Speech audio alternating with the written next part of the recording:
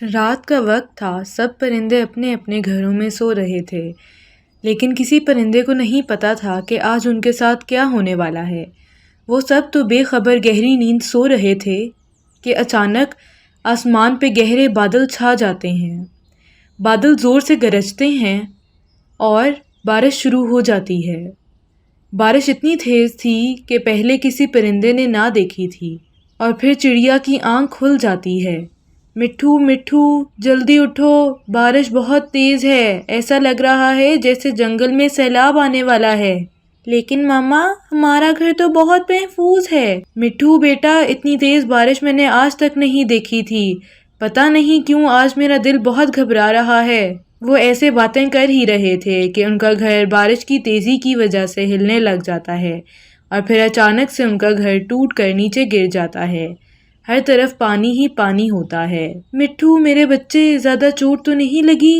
ماما میں تو ٹھیک ہوں، کیا آپ ٹھیک ہیں؟ میں بالکل ٹھیک ہوں مٹھو، لیکن آپ نے ڈرنا نہیں ہے۔ ایسے حالات میں پریشان ہونے کا کوئی فائدہ نہیں، اس کا کوئی حل سوچنا پڑے گا۔ وہ ایسے بیٹھے ہی تھے کہ کبوتر بھی وہاں آ جاتا ہے۔ چڑیا، آپ کا گھر بھی ٹوٹ گیا؟ میرا گھر تو پہلے ہی کمزور تھا، آپ کا گھر تو ٹھیک ہے نا؟ کسی پرندے کا بھی گھر نہیں بچا، سب کے گھر تیز بارش اور طوفان کی وجہ سے ٹوٹ گئے ہیں۔ ایسی بارش تو پہلے میں نے کبھی نہیں دیکھی۔ چلو ہم کوے کی جانب چلتے ہیں، کیا پتا اس کا گھر بچ گیا ہو۔ پھر چڑیا، اس کا مٹھو اور کبوتر کوے کی طرف روانہ ہوتے ہیں، لیکن وہاں جا کر دیکھتے ہیں کہ کوا اور کوی تو اپنے ٹوٹے ہوئے گھر کے ٹکڑوں پہ بیٹھے رو رہے ہوتے ہیں۔ چڑیا، میرا گھر ٹوٹ گیا، میں نے پہلی بار اتنی خوبصورت گھر بنایا تھا، اب میں کیا کروں گا؟ آپ فکر نہ کریں، صرف آپ کا نہیں، ہم سب کا گھر ٹوٹا ہے۔ ہم سب ساتھ ہیں اور مل کر اس مشکل وقت کا مقابلہ کریں گے۔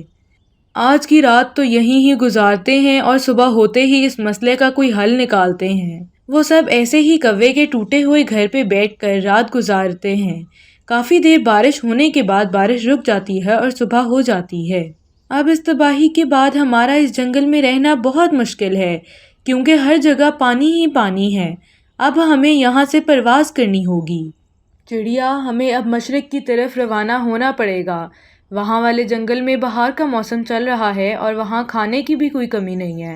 ہم بھی آپ کے ساتھ ہی چلیں گے، کیونکہ اب یہاں نیا گھر بنانے کا کوئی فائدہ نہیں ہے۔ اور پھر وہ سب دوسرے جنگل کی طرف روانہ ہوتے گئے۔ مٹھو اڑتا تو تھا، لیکن اس کے ابھی نئے نئے اڑنا سیکھا تھا، اس لیے تھوڑی ہی دور جا کر وہ تھک جاتا تھا۔ ماما، میرے پروں میں بہت درد ہو رہی ہے، مجھ سے اور اڑا نہیں جائے گا۔ اور پھر چڑیا مٹھو کو اپنے اوپر بٹھا لیتی ہے۔ وہ اڑی جا رہے تھے، سفر بھی کافی زیادہ تھا، جس کی وجہ سے سب تھک جاتے ہیں اور تھوڑی دیر کے لیے درخت پہ بیٹھ جاتے ہیں۔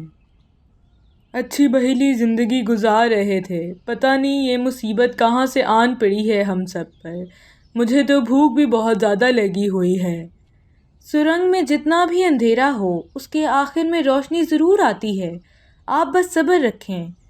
ماما، میرے جسم میں بہت درد ہو رہا ہے۔ اور جیسے ہی چڑیا مٹھو کو اپنے پرندے لگاتی ہے، یہ محسوس کرتی ہے کہ مٹھو تو بہت گرم ہو رہا تھا، اسے تیز بخار ہو رہا تھا۔ ہائے، میرے مٹھو کو تو تیز بخار ہے، اس کا جسم تو جل رہا ہے۔ چڑیا، اگلا سفر شروع کرنے سے پہلے ہمیں مٹھو کو جڑی بوٹی والا رس پلانا ہوگا۔ چڑیا، وہ جڑی بوٹی میں اور کبوتر ڈھونڈ کر آتے ہیں، کیونکہ وہ اس جگہ سے ملیں گی۔ ویسے بھی مجھے ان کی بہت اچھی پہچان ہے۔ کوے بھائی، جلدی آنا۔ پھر کوا اور کبوتر وہاں سے چلے جاتے ہیں اور ڈھونڈنے لگ جاتے ہیں، لیکن وہ اس جنگل سے انجان تھے، جس کی وجہ سے انہیں یہ نہیں پتا تھا کہ بوٹیاں کہاں سے ملیں گی۔ پھر انہیں وہاں درخت پہ ایک پرانا گھر دکھائی دیتا ہے اور وہ اس کی جانب جاتے ہیں۔ کبوتر، یہاں پہ دیکھتے ہیں، کیا پتا کوئی ہو اس گھر میں جو ہماری مدد کر سکے۔ کیا کوئی اندر ہے؟ ہم قریب کے جنگل سے آئے ہوئے پرندے ہیں اور ایک مصیبت میں ہیں، خدا کے لیے ہماری مدد کریں۔ پھر اس گھر سے ایک بوڑھی فاختہ نکلتی ہے۔ کبوتر اور کوے، کیوں اتنے پریشان ہو؟ کیا ہوا ہے؟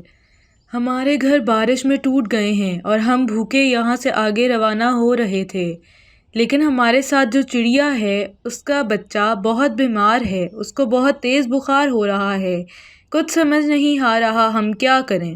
اب تو شام بھی ہونے والی ہے، آپ میرے گھر ہی رات گزار سکتے ہو، میں آپ سب کو کھانا بھی دوں گی اور آرام سے بھی رکھوں گی۔ کوے آپ جائیں اور چڑیا اور دوسرے پرندے کو بھی ساتھ لے آئیں، آپ کی بہت زیادہ مہربانی۔ کوا سب کو اپنے ساتھ لے آتا ہے۔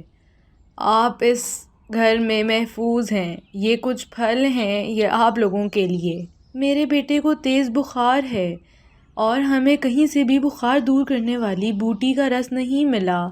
میرے بیٹے کا جسم جل رہا ہے، میں ابھی اس چھوٹے بیٹے کو دوائی دیتی ہوں، میرے پاس وہ پڑی ہوئی ہے۔ اور پھر بوڑھی فاختہ مٹھو کے منہ میں 2 قطرے بخار دور کرنے والے رس کے ڈالتی ہے۔ آپ بہت اچھی ہیں، میں آپ سب کی پریشانی سمجھ سکتی ہوں کیونکہ میں نے بھی یہی سب دکھ دیکھے ہوئے ہیں۔ اماں جی آپ یہاں اکیلی رہتی ہیں کیا؟ کوئی اور نہیں رہتا آپ کے رشتہ داروں میں؟ یہ سن کر بوڑھی فاختہ رونے لگ جاتی ہے۔ میرا بیٹا، میری بہو اور میرا پوتا سب مار دیے ظالموں نے، ان کا کیا قصور تھا؟ صرف یہ کہ انہوں نے کسی کی مکئی سے کچھ دانے کھائے تھے۔ یہ سن کر سب اداس ہو جاتے ہیں۔ مٹھو کا بخار بھی ٹھیک تھا، سب پھل کھا کر باتیں کرتے کرتے سو جاتے ہیں۔ پھر صبح ہو جاتی ہے۔ اگر آپ چاہیں تو آپ میرے ساتھ اسی گھر میں بھی رہ سکتے ہیں۔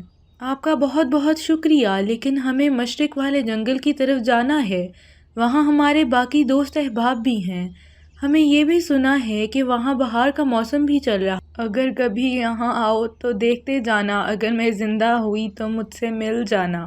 اور وہ سب وہاں سے اپنی منزل کی طرف روانہ ہوتے ہیں۔ اس فاختہ نے جو پیار انہیں دیا تھا اسے وہ کبھی نہیں بھلا سکیں گے۔